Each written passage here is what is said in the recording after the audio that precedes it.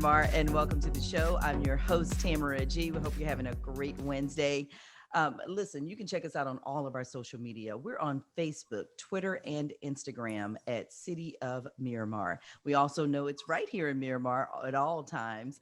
And right here with us today is author Susan Burrows. She is the author of Off the Rails, One Family's Journey Through Teen Addiction.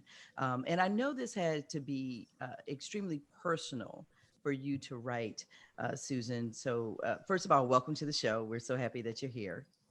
Thank you for having me, Tamara. And again, knowing that this is such a personal thing that happens, yet you chose to share and hopefully to help others. Tell us again, how did this start? Because, you and I were talking off mic, and you said, people just don't wake up one day and say, I want to be an addict. Yeah.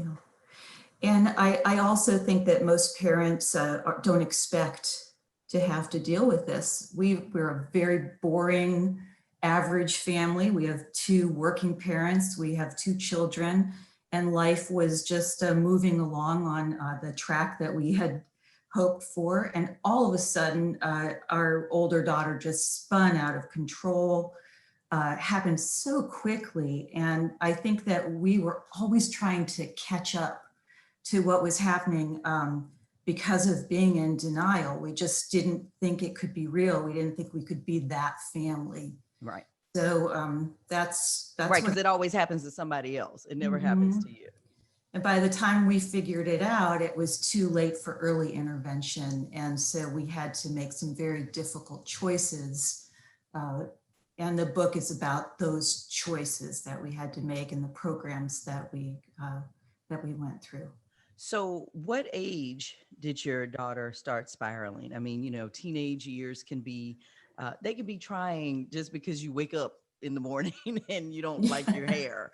So that Yeah. ruins your whole day. Yes. So our daughter was 15 when she started using. And, we want to clarify experimenting is different than using uh, Okay. in the way that I'm speaking about it.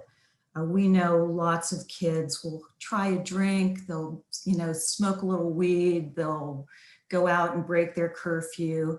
These behaviors that we describe, and when they escalate, are much more horrifying. They're really scary. They're high risk behaviors, overdose. We're talking about self harm with cutting. We're talking about, really a lot of behaviors that any parent would be just really unprepared for. Or yeah. And knowing that, even putting it into words now and speaking with you, I can tell that you guys are still going through this. Not that she may be on drugs or not, but just that it never leaves. It never, Mhm. you remember the things that you had to go through. And, just even right then, you were getting emotional Mhm. because of that, because nobody wants to be an addict and nobody wants to put their parents through that, I'm sure. Right. And you are so right. It had a profound effect on our family, and we're still going through it. And I think when you make the choices to utilize the kinds of programs that we did, you have to at the same time say, I may lose my child, but they will be alive. So, Hmm. Hmm. we were very, very fortunate in that our daughter is still sober, and it's been a number of years, but we are still and will always be in the trust building mode. We're still just really trying to patch things with love. Right. If you're just tuning in to us on Good Morning Miramar, we're speaking with Susan Burrows. She is the author of the Off the Rails: One Family's Journey Through Teen Addiction. And it's something to deal with an adult's addiction, because most people will say, you're making your own life choices, you're doing what you want to do, and therefore I can't help you. However, when it's your teenage child, it seems like you also would just try to expend every avenue that you can to make sure that they come out of this okay.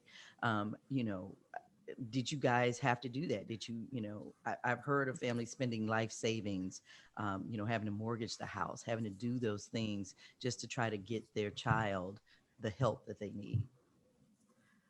Well, the short answer is yes, but we did try local resources first before moving on to those costlier and more extreme programs.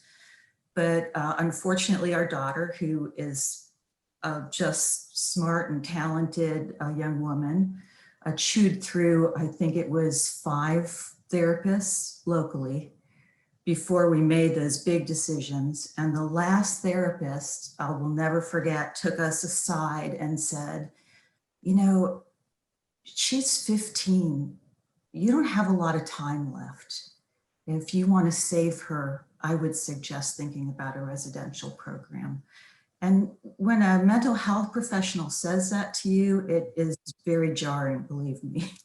Wow. Wow. And were they talking about because of her age, like in 3 years, she's, you know, she'll be able to do whatever she wants to do? Right. Or were they talking about that the problem was so great that they didn't think that she would live to 18? I think it probably, looking back, was a little bit of both because her behaviors were pretty extreme. They were off the rails. Hmm. But I also know that in California, where we are, kids can check themselves out of programs at a younger age. So we're already at the place where we're going to have to send her away if we wanted her in a controlled environment in a residential program. And there are many states in the middle of the country. I don't think that, I'm not sure about Florida Right. actually, Tamara, but I know that there are states in the middle of the country that will allow you to uh, control over your children until they're 18, until they reach their majority. Right. Did you all find out with your daughter that there were underlying mental health issues and as to why the drugs came around? That's a great point. Many of the kids that use do have dual diagnosis, and we were one of those families. We did find out that she had some underlying issues with depression and borderline personality disorder. And this is going to be very tough for families right now if you're trying to figure out what's normal teen behaviors and what are some of these underlying conditions. And it's made harder by the fact that the states and the federal government have just cut about $7.5 billion from our behavioral health system. So there's very little in terms of affordable resources that we can use to help diagnose our children. Wow. If you're just tuning in, we're speaking with Susan Burrows. She is the author of Off the Rails: One Family's Journey Through Teen Addiction. Has written about what her family went through with her older daughter and her addiction, which her older daughter now is sober and doing much better. I wanted to ask, how did this affect your other child? Because it seems that, you know, again, in families, even though it's not a good thing why your older daughter was getting attention, it seemed that you guys probably were, you know, putting a lot of your emphasis on her. How did that affect the other child and the relationship with his or her sister? I think that's part of the family pain that people go through is that you have a second, if you have a second child, they are so deeply and profoundly affected by what's happening. It our younger child is 3.5 years younger. Hmm. And so she was in a very tender place in her development and became very withdrawn, very quiet. She did suffer in her schoolwork. She dropped out of her friendships. And I believe that's because she didn't want to have to explain things to friends. There's a lot of shame that families carry from going through this. So we were all affected. Um, we were all affected differently, but we all had that thread of the stigma of addiction, I think, running through all of our lives. And Susan, I'm glad that you brought that up, the stigma, the shame, because this is, and I'm sure you found on your journey and with all the therapy and the family groups and support groups and things, this is not germane to just one type of family or one person or anything. There are so many people that are going through this today. Oh, you're so right. There is actually a statistic that claims that 85% of our population knows someone, of our adult population in the United States, knows someone or has somebody in their family who is struggling with addiction. 85%. I mean, that's extraordinary. Yeah. And if ever there was a reason to come forward and support each other by sharing experiences, that figure should tell us that it's okay. You don't have to speak in code to each other. You don't have to tiptoe around each other. Let's help each other. Let's hold each other up. Right. And let's hope that they put the money back into the mental health resources and behavioral resources because truly do believe that a lot of people use drugs to mask other things that are going on up here. And it's a way to calm them down or whatever the reason may be. But like you said, nobody wakes up one morning and said, I want to put my family through hell and myself through hell. Like that's just not so it's Tuesday. I think I want to do this. That's not something that people make a conscious decision to do, I don't think. Right. But if you think about teens and how much they go through during those years, Yeah. now we have such a stressful environment that is also pressuring our kids with the pandemic and social change and social injustice issues. And then we have just on top of that, the holidays coming along, and it's just a perfect storm. And it's a Yeah. time when I hope everybody is taking good care of each other and watching out for each other, because this time is always a time of relapse, but particularly this year, it's very concerning. Yeah.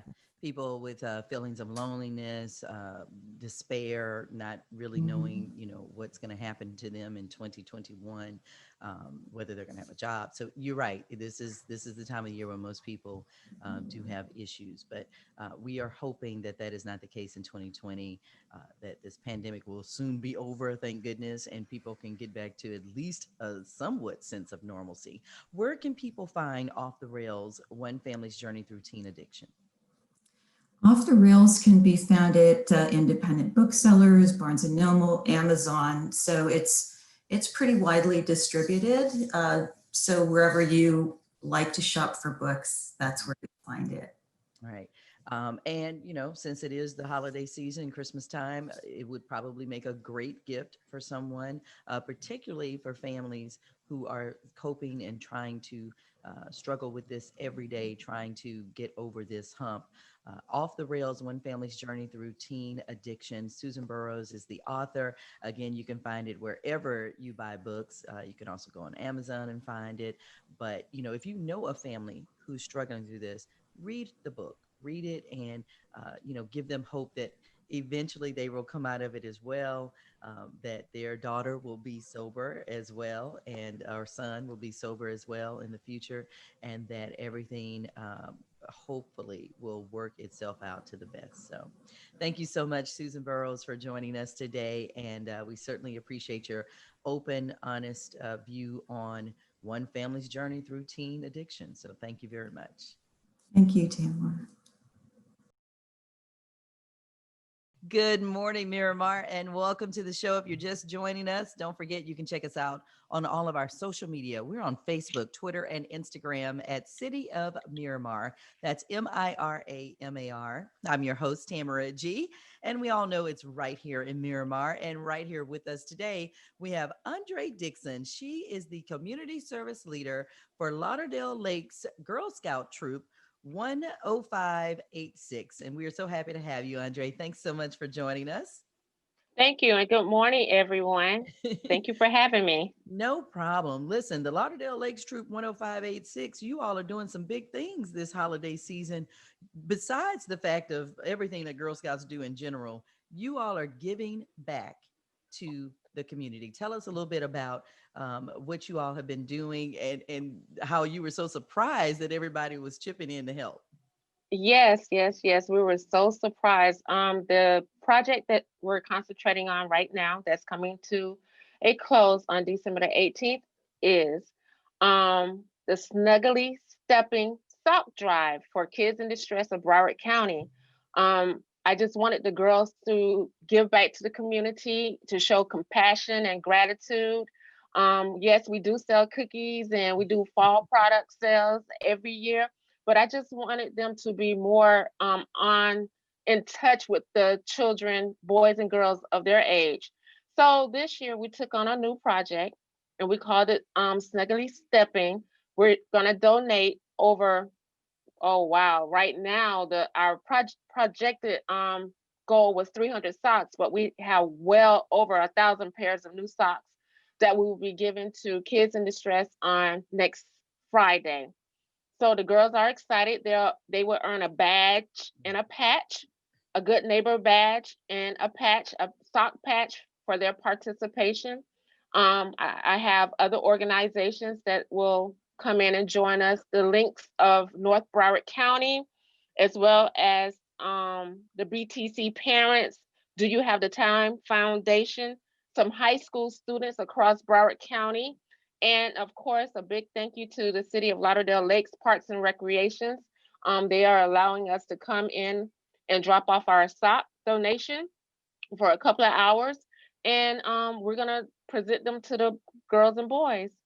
Well, as a member of the North Broward County chapter of the Links Incorporated, you are more than welcome. And Dr. Audrey P. Miller was the one who sent me the flyer. And I said, listen, I've got to get them on, because this is truly a way to give back. And tell us why you chose socks. I know why, but there may be people out there who don't know just how important a pair of socks is to someone. Yes, absolutely. Well, we chose socks because number one, we just thought it was a fun way for the girls to be able to do something that we thought was financially within their realm to reach. Mm-hmm. Secondly, importantly, we have so many girls and boys, even infants, toddlers, that are in these group homes with no socks. You know, sometimes they have to share what they have, and they may not have had the opportunity to acquire socks to help keep their feet protected, warm from the rain, especially when they wear sneakers, to school or just around, the home. But we just thought it would be a great way to show our appreciation to them and say, hey, they're fun socks. We have Christmas socks. We Mhm. have baby socks. We have toddler socks. We have everything you can imagine of a sock, athletic, and quite naturally, we did not forget our girls and boys, our youth sizes. Those high school unit teenagers, 11th and 12th graders. We even have socks for them. So we're hoping and praying that this event, this sock donation, will be much appreciated by them, and we hoping to keep them warm this winter and keeping them dry and safe. Well, let me tell you, you guys are definitely doing that. And as the community service leader, you mentioned earlier that you wanted the young girls to know, um, they're privileged, to be in a Girl Scout group. First of all, everybody knows Girl Scouts end up being the leaders of the world. you know, Yes, they do. And They yes, they we are. really do. They gain the leadership skills and the knowledge that they need to work in groups, work with other people. There's just so many pluses to that.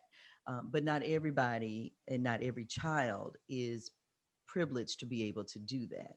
And so the fact that you continue to keep them engaged in community service, I know they will give back for many years to come.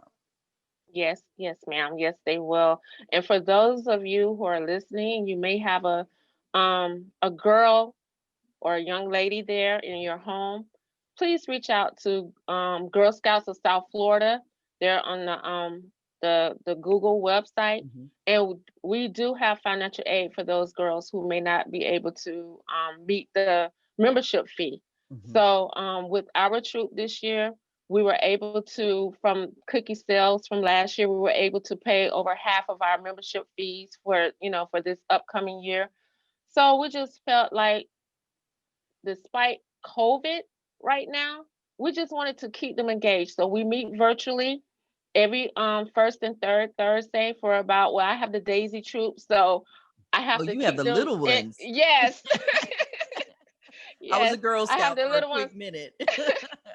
Yes, so we can only stay on for about 45 minutes and they're gone. It's time for bed, it's time to go, eat or whatever.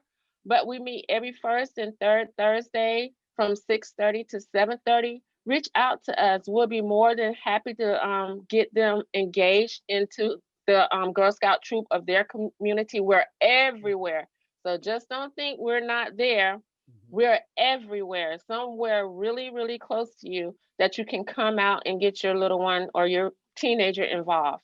All right, sounds good. And you told them to Google Girl Scouts of South Florida. If you're just tuning in, we're speaking with Andre Dixon. She is the community service leader of the Lauderdale Lakes Girl Scout Troop 10586. I'd like to ask you the question: why did you decide to get involved and be a part of a troop leader in Girl Scouts?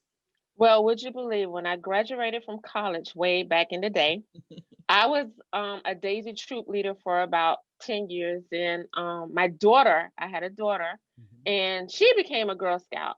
But then she went off to school. The older she became, the more I had to be in tune with her with homework and everything. So I kind of stopped. Would you believe I rejoined last year? I returned last year to help out the troop 10586. So this is, I'm a returning year for the second year. So I enjoy working with the girls.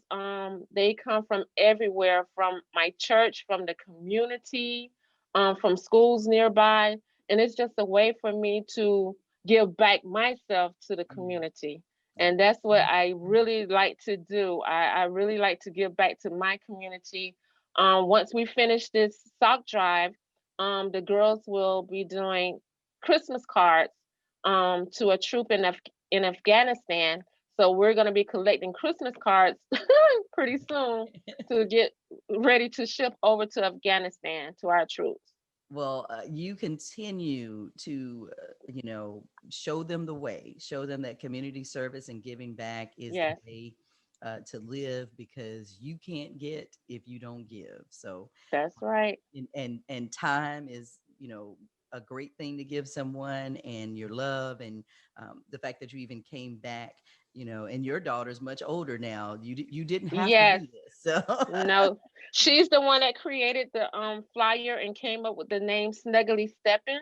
okay. So she's actually one of my co-leaders for the Daisies, and she's not even here. She's in North Carolina, going attending school. So she comes on virtually, faithfully with the ladies, with the little girls, and Oh. she's just so in tune. So we're trying to give back.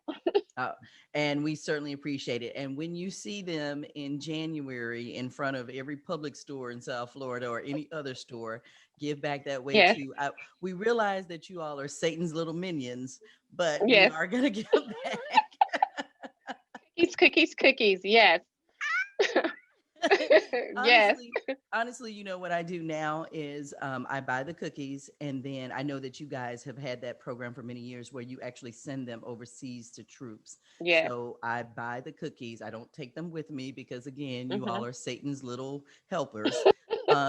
But I do buy and I donate, and so therefore, Good. it just helps the troops over there that Yes, are away from home yes. realize that somebody's thinking about them.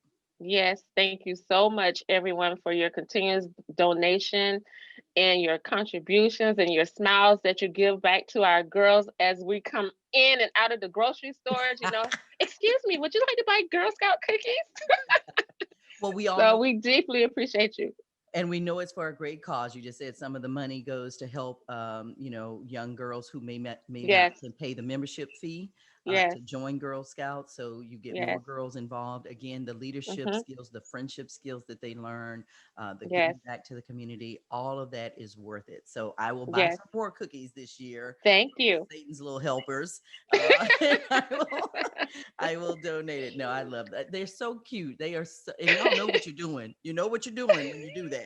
You put those cute Yes, little girls in front of Publix, and no one yes. can say no to them. So, No, absolutely not.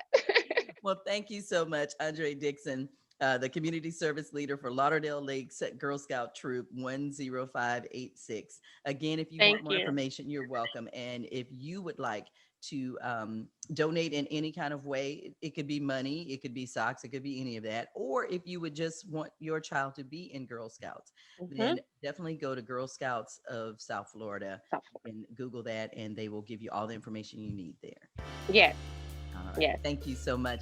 Andre Thank Dixon, you. thank you. And thank You're you, welcome. Storar, for coming You're on. welcome. All right. Absolutely. Anytime.